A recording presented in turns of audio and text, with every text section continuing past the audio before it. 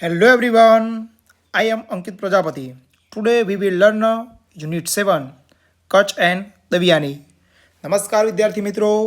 તો આજે આપણે ધોરણ 10માં અંગ્રેજી વિષયમાં યુનિટ 7 કચ્છ એન્ડ દેવિયાની વિશે સ્ટડી કરીશું. કચ્છ કચ્છ જે દેવતાઓના ગુરુ બૃહસ્પતિનો પુત્ર હોય છે. દેવયાની દૈત્ય ગુરુ શુક્રાચાર્યની પુત્રી હોય છે. તો આ વાર્તા દેવ અને દાનવો એટલે કે અસુરો વચ્ચેના સંઘર્ષના સમયમાં બનેલી છે. બંને ગુરુઓ બૃહસ્પતિ અને શુક્રાચાર્ય ખૂબ જ જ્ઞાનવાન અને તપસ્વી છે. શુક્રાચાર્ય પાસે મૃત સંજીવની વિદ્યા છે, જેનાથી મરેલા લોકોને જીવિત કરી શકાય છે. તો વિદ્યાર્થી મિત્રો સાથે કેટલાક પ્રશ્નો. તો તમે દેવ અને દાનવ વિશે જાણો જ છો.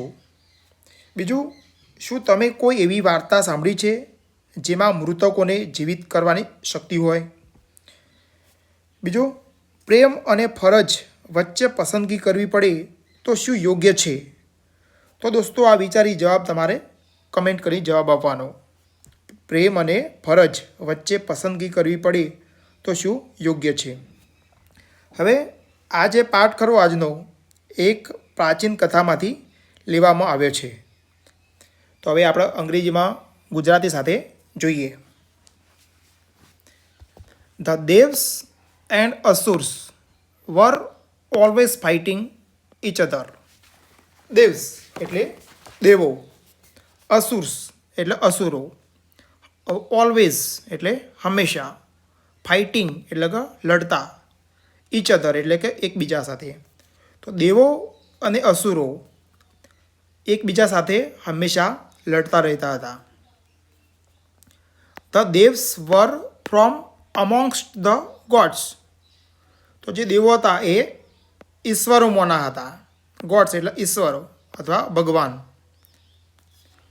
ધ અસુર્સ વર ડેમન્સ. ડેમન્સ એટલે રાક્ષસો. તો જે અસુરો હતા એ રાક્ષસો હતા. The asurs were powerful, capable of all kinds of wickedness. The asurs were powerful. Powerful એટલે શક્તિશાળી. કેપેબલ ઓફ એટલે કે કશું કરવાની ક્ષમતા હોવી. ઓલ કાઇન્ડ્સ એટલે કે દરેક પ્રકારની. વિકેડનેસ એટલે દુષ્ટતા. તો અસુરો શક્તિશાળી હતા અને દરેક પ્રકારની દુષ્ટતા આચરવા માટે તેઓ સક્ષમ હતા. Some of them were great rulers and mighty kings. Some of them એટલે તેમાંના કેટલાક. ગ્રેટ રૂલર્સ એટલે મહાન શાસક. માઇટી કિંગ્સ એટલે શક્તિશાળી રાજાઓ. તો તેમાંના કેટલાક મહાન શાસક અને શક્તિશાળી રાજાઓ હતા. In their fight with the devs the asurs had an advantage. મતલબ કે in their fight with the devs. તો દેવો સાથેના યુદ્ધમાં અસુરોને એક લાભ હતો. એડવાન્ટેજ એટલે લાભ. તો દેવો સાથેનું જે યુદ્ધ થતું એમાં અસુરોને એક લાભ હતો. They had on their side a great saint and teacher, Shukracharya, who knew the mantra or magic formula for bringing dead people back to life. Their side એટલે કે એમની તરફ. Great Saint. સેન્ટ એટલે દોસ્તો સંત. ટીચર એટલે શિક્ષક, પણ અહીંયા ગુરુ. મેજિક ફોર્મ્યુલા એટલે કે જાદુઈ પ્રયોગ. Bringing dead people back to life એટલે કે પુનર્જીવિત કરવું. તો તેમના પક્ષે શુક્રાચાર્ય જેવા એક મહાન સંત અને ગુરુ હતા, જેઓ મૃત વ્યક્તિઓને પુનર્જીવિત કરવાનો મંત્ર અથવા જાદુઈ પ્રયોગ જાણતા હતા. He restored to life many asurs who were killed in the battles against the Devs.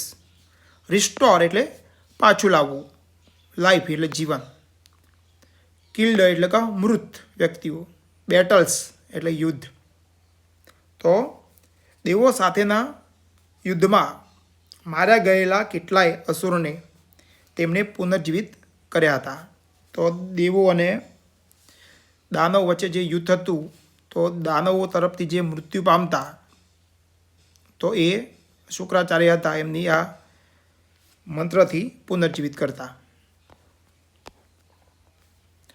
The devs did not have anybody who knew that mantra.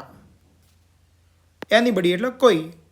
તો દેવો પાસે આ મંત્ર જાણતું હોય એવું કોઈ ન હતું. They went to their chief advisor, Brihaspati, and sought his help.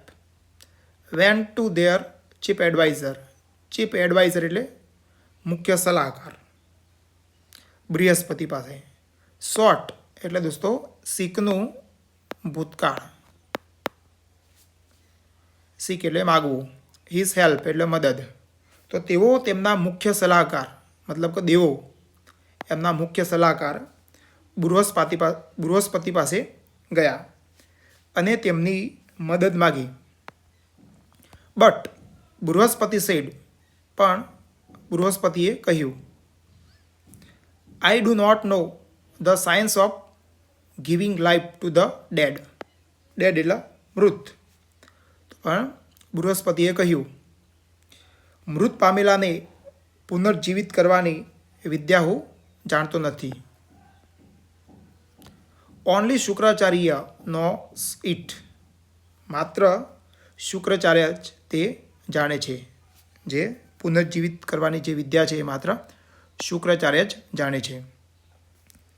Somebody from your side should go to him and stay with him as his student and learn the secret.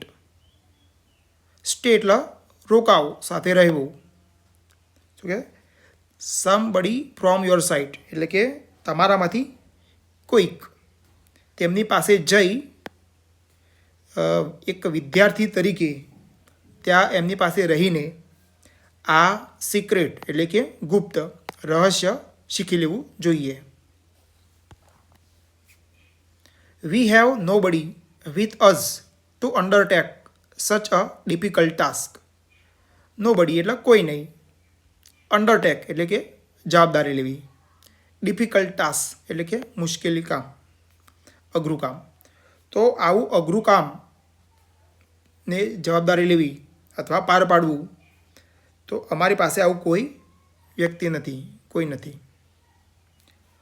But we feel that your own son Kacha would be the best choice for this purpose.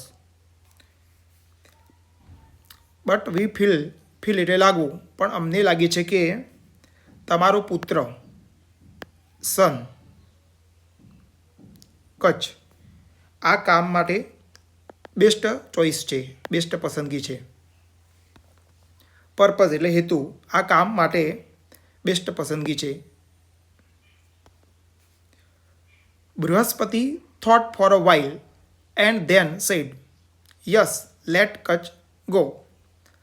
Thought think એટલે વિચારો, એનો past tense form thought. For a while એટલે કે થોડો સમય. તો બૃહસ્પતિએ થોડો સમય વિચાર કરીને કહ્યું, યસ લેટ કચ્છ ગો. હા, કચ્છને જવા દો. તો Brihaspati the devs cold Kutch and asked him if he could render them service.